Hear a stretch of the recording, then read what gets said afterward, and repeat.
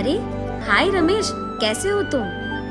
अरे मैं तो ठीक हूँ सुरेश, तुम कैसे हो? हाँ हाँ मैं भी ठीक हूँ। तो यहाँ आना कैसे हुआ? अरे वो ना, मेरे रिश्तेदारों के घर में एक शादी है, इसीलिए उनके शादी के लिए जरूरी सामग्री लेने यहाँ आया हूँ। अरे ये तो खुशखबरी है यार, आओ आओ आकर जो लेना लेके जाओ। तब सुरेश लगभग सुपरमार्केट में मौजूद सामग्री में आधा उसकी गाड़ी में डालकर वहाँ से चले जाता है।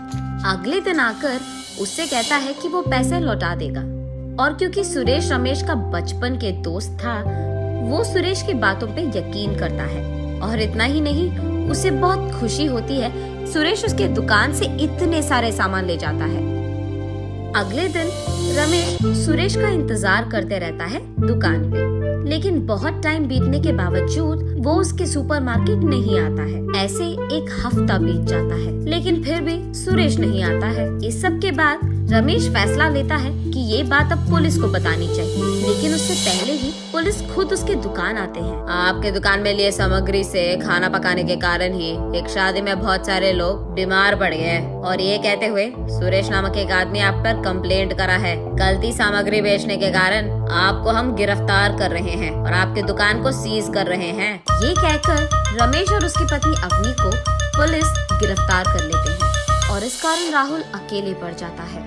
कुछ दिन बाद खाने के लिए खाना ना होने के कारण और हाथ में पैसे भी ना होने के कारण और माँ बाप को बाहर कैसे लाए, इस सोच में पड़े राहुल रोड पे इधर उधर घूमते रहता है। ऐसे कुछ दिन बीत जाते हैं। राहुल फैसला करता है कि ऐसे खाली बैठने के बजाय कुछ काम कर लेते हैं, कम से कम पैसे तो मिल जाएंगे। तब उसे उसके ही उम्र के कुछ लोग सड़क पे मौजूद कचरा और प्लास्टिक बोतल उठाते हुए दिख जाते हैं। तब वो उनके पास जाकर उसकी परिस्थिति समझाता है और कहता है कि उसे कोई काम दिला दे। तब वो लोग, ठीक है, तुम भी हमारे साथ कचरा उठाओ और शाम में तुम्हें वही बेचना होगा जहां हम बेचते हैं, तभी तुम्हें पैसे मिलेंगे, ऐसे कहते हैं। ये बात मानकर राहुल भी उन बच्चों के साथ ही सड़कों पे घूमते हुए कचरा उठाकर शाम होते ही उन्हें एक दुकान में बेच देता है। वहाँ से कमाए हुए कुछ ही पैसों से वो सड़क पे मौजूद कुछ खाना खा लेता है और उसके बाद उसके घर वापस जाकर वो सो जाता है। ऐसे कई दिन बीत जाते हैं। सारा दिन काम करने के बावजूद जो पैसे वो कमाता है, उससे तो वो एक समय का खाना भी ठीक से नहीं खा पाता। आधी भरी पेट से ही सोता था राहुल। ऐसे ही एक दिन हमेशा की तरह राहुल सड़कों में घूमते हुए कचरे को उठाते हुए रहता है।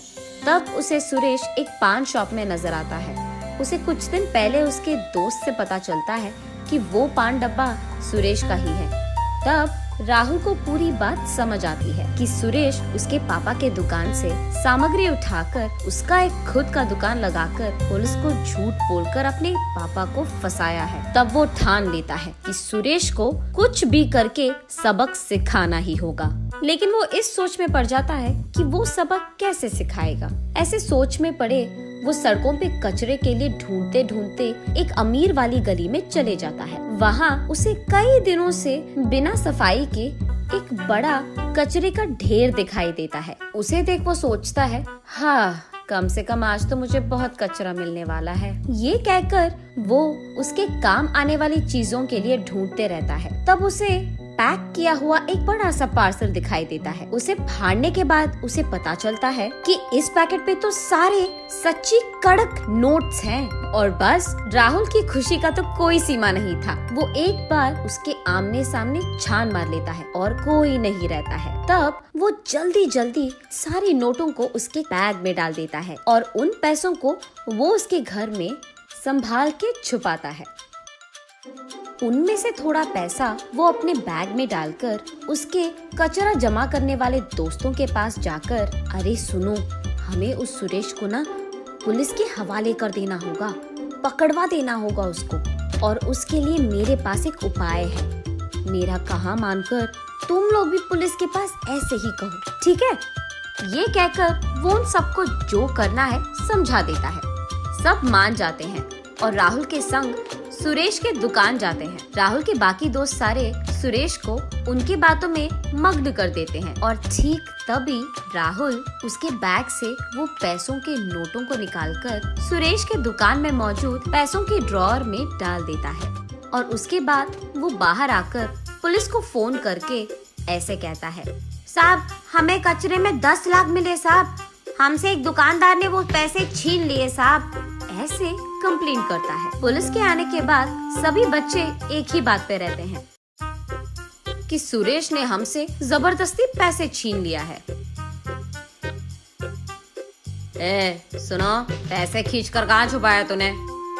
सर ये लोग तो झूठ बोल रहे हैं, मैं उनसे क्यों पैसे लूंगा? अब आप ये मत कहो कि आप उनका यकीन कर रहे हो साहब। नहीं सर, अब भी हमसे पैसे खींचकर उसने उसके पैसों के ड्रॉअर में डाल दिया और हमने देखा, आप भी ढूंढ लीजिए। तुम अपने पैसों का लॉकर खोलो पहले। साहब मैं तो रो रहा हूँ कि सुबह से एक भी ग्राहक नहीं आया और आप कह रहे हो कि मेरे लॉकर में 10 लाख मिल जाएंगे। कहाँ से आएंगे सर? उड़ के? चलो आप ही देख लीजिए। ये कहकर वो उसका लॉकर खोलता है। खोलते ही वहाँ उसे 10 लाख दिखते हैं। ये देख सुरेश चौंक जाता है और कहता है, साहब ये पैसे यहाँ कैसे आए? मुझे सच में नहीं पता साहब। अच्छा, पुलिस के साथ खेल रहा है तो? ऐसे कहकर उन पैसों को पुलिस लेकर यहाँ मौजूद पैसे सरकार के हवाले कर दो, ये कहते हुए और उसके बाद सुरेश को गिरफ्तार भी करता है। राहुल बहुत खुश होता है कि उसका उपाय काम आ गया। उसके बाद वो उसके दोस्तों को उसके घर ले जाता है और ऐसे कहता है, अब से तुम लोग मेरे ही साथ रहना, हम सब मिलकर ना एक सुपरमार्केट शुरू करेंगे, उसमें मैं तुम लोगों को भी हिस्सा दूंगा। तब उसके दोस्त खुशी से इस बात को मान जाते हैं। ऐसे राहुल उसके मिले हुए पैसों में से थोड़ा अपने दोस्तों के साथ मिलकर एक सुपरमार्केट शुरू करने में लगाता है। सब मिलकर बहुत मेहनत करते हैं और थोड़े ही दिन में बहुत लाभ भी लाते हैं और अपने लिए खुद का अच्छा नाम भी कमाते हैं।